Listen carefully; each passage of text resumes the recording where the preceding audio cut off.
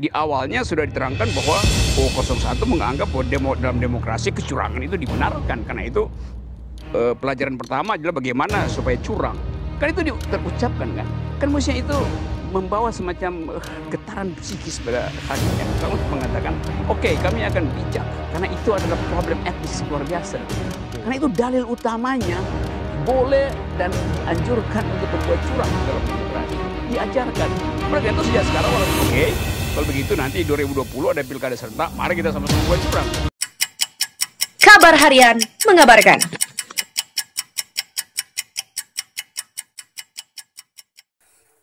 Soal sengketa Pilpres yang mulai mendekati titik terang, kok malah Gerindra yang gelisah?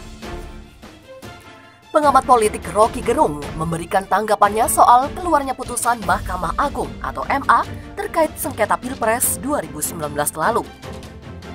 Sebelumnya, putusan dari MA adalah mengabulkan gugatan dari Rahmawati Soekarno Putri selaku Wakil Ketua Badan Pemenangan Nasional atau BPN pasangan calon Presiden Prabowo Subianto dan Sandiaga Uno, yaitu terkait pasal 3 ayat 7 Peraturan Komisi Pemilihan Umum atau PKPU nomor 5 tahun 2019. Dilansir dari tribunwow.com, Rocky Gerung justru memberikan sorotan terhadap sikap dari Partai Gerindra. Dirinya menilai ada kegelisahan yang ditunjukkan oleh Gerindra.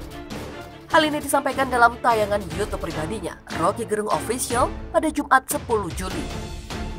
Padahal, menurutnya tidak ada yang perlu merasa gelisah atas keluarnya putusan dari MA tersebut, apalagi untuk pasangan terpilih Joko Widodo Ma'ruf Amin.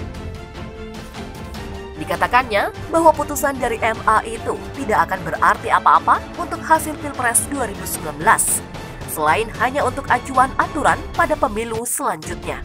Rocky Gerung lantas menilai bahwa apa yang dilakukan oleh Gerindra justru menunjukkan dirinya tidak stabil secara psikopolitik. Menurut Rocky Gerung, Gerindra tidak perlu ikut membenarkan keputusan dari Mahkamah Konstitusi yang sudah mengesahkan presiden dan wakil presiden terpilih. Dirinya menambahkan, Gerindra juga tidak perlu meyakinkan bahwa Presiden Jokowi merupakan presiden yang sah. Rocky Gerung mengatakan bahwa apa yang dilakukan oleh Gerindra tersebut memperlihatkan adanya kegelisahan jika nantinya akan ada pembatalan hasil Pilpres. Padahal hal itu sudah tidak mungkin terjadi. Karena seperti yang diketahui, putusan MA baru keluar pada 28 Oktober 2019 atau 5 bulan dari tanggal pengajuan, yakni pada 13 Mei 2019. Sedangkan Mahkamah Konstitusi sudah mengumumkan hasil pemenang Pilpres pada bulan Juni 2019 yang kemudian dilantik pada 20 Oktober 2019. Itu artinya perhelatan Pilpres 2019 sudah selesai. Apalagi sifatnya defensif.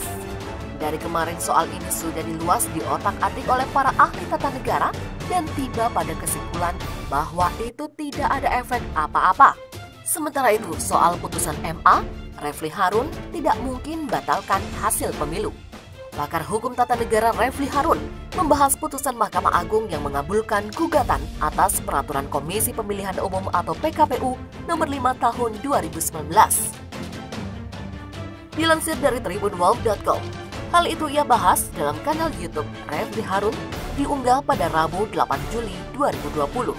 Diketahui sebelumnya, MA mengabulkan gugatan Rahmawati Soekarno Putri atas uji materi pasal 3 ayat 7 PKPU tentang penetapan pasangan calon terpilih, penetapan perolehan kursi, dan penetapan calon terpilih dalam pemilihan umum. Dalam pertimbangannya, keputusan MA berdasarkan PKPU dinilai membuat norma baru dari peraturan yang menaunginya, yaitu Undang-Undang Nomor 7 Tahun 2019. Refli Harun kemudian turut menanggapi berita tersebut. Menurut Refli, meskipun putusan itu diterbitkan bukan berarti hasil pemilihan presiden lalu dibatalkan. Rasanya tidak mungkin Mahkamah Agung membuat sebuah putusan yang membatalkan hasil pemilu, baik langsung maupun tidak langsung. Ia menjelaskan, membatalkan hasil pemilu bukan kewenangan MA. Refli menyebutkan, putusan MA hanya berpengaruh terhadap peraturan yang diterbitkan KPU. Hanya saja adalah Mahkamah Agung berwenang dalam melakukan uji materi atau judicial review terhadap peraturan KPU. Peraturan KPU itulah yang dibatalkan. Demikian lanjut pakar hukum tersebut. Menanggapi polemik tersebut, pihak KPU turut angkat bicara melalui Komisioner Hasyim Asyari. Ia menegaskan hasil putusan MA tidak berpengaruh pada penetapan presiden dan wakil presiden terpilih pada pemilu 2019.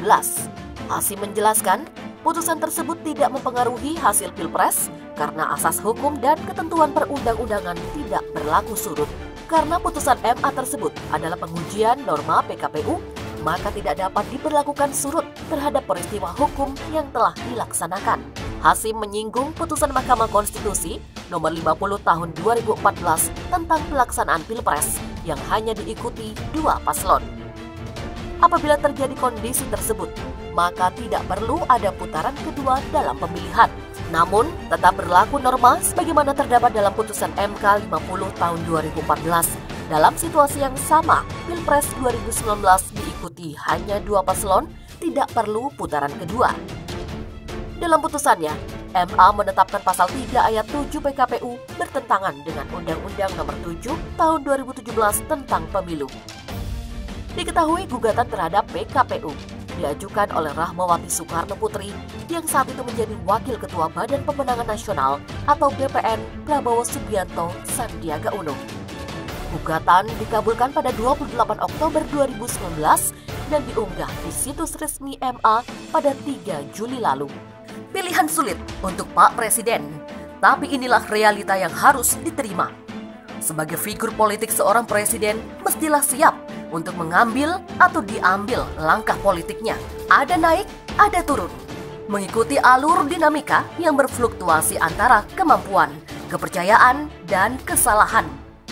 Tidak konstan berada pada kepastian dan agenda sendiri. Pak Jokowi dalam tangkapan aspirasi publik sebenarnya sudah sangat rendah tingkat kepercayaan. Bahkan kasihan atau prihatin dalam beberapa hal menjadi bahan olok-olok baik komentar, meme, atau karikatur. Tahapannya sudah sampai tingkat serba salah atau mentok-mentok. Kebijakan apapun selalu mendapat kritik atau ocehan. Hampir sulit mendapat pujian tulus kecuali oleh para pendukung atau pencari keuntungan. Ketetapan MPR nomor 6 tahun 2001 tentang etika berbangsa menyatakan pejabat negara termasuk presiden jika melanggar aturan atau sudah tidak dipercaya rakyat, maka ia harus mengundurkan diri. Mundur dari jabatan kenegaraan. Oleh karenanya, secara etika, melihat kondisi Presiden Jokowi saat ini sudah sangat pantas dan sepatutnya yang bersangkutan untuk segera mengundurkan diri. Dalam hal pendekatan etika tidak berjalan, maka rakyat berhak secara konstitusional untuk mendesak agar digunakan pendekatan hukum. Untuk hal ini direalisasikan melalui ketentuan pasal 7A Undang-Undang Dasar 1945. Sepanjang dipenuhi syarat-syaratnya, maka presiden dapat dimakzulkan. Biasanya diawali dengan aksi atau penyampaian aspirasi rakyat ke DPR, lalu DPR mengkaji. Jika setuju, maka dibawa ke MK dan berujung pada MPR. Kekuatan aspirasi rakyat sangat dominan mempengaruhi langkah institusi DPR, MK, dan MPR. Perkembangan terakhir adanya putusan MA yang meruntuhkan dasar hukum pemenangan Jokowi Ma'ruf, menambah bahan bagi mundur atau dimundurkannya presiden. Melengkapi banyaknya dosa-dosa politik, isu reshuffle dinilai hanya upaya untuk menyelamatkan. Ambruknya pertumbuhan ekonomi, korupsi, dan nepotisme yang merajalela, janji-janji yang tak terrealisasi, penyusupan ideologi komunisme, TKA Cina, dan kerjasama over dengan RRC, serta kapasitas kepemimpinan yang sulit didongkrak akan menjadi keadaan yang menyebabkan sulitnya untuk menyelamatkan dan memulihkan kepercayaan dari rakyat.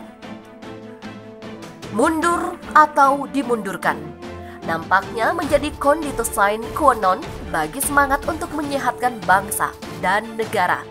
Ketua Umum Korps Pegawai Negeri Sipil atau Korpri Profesor Zudan Arif Zakrullah mengatakan haram bagi pegawai negeri mengkritik pemerintahan melalui media sosial. Karena itu tidak sejalan dengan kode etik Korpri. Berbagai masalah di pemerintahan harusnya dibahas di dalam kantor, bukan di ruang publik. Hal itu disampaikan saat diskusi panel Korpri usai pengukuhan pengurus Korpri Aceh di Ajongmon, Mata, Banda Aceh, Jumat. Posisi ASN adalah bagian dari pemerintah. Loyalitas ASN bukan kepada person, tetapi kepada negara. Demikian kata Zudan. Karenanya, dia mengajak seluruh anggota Korpri di Indonesia, khususnya di Aceh, untuk menjunjung tinggi kode etik Korpri.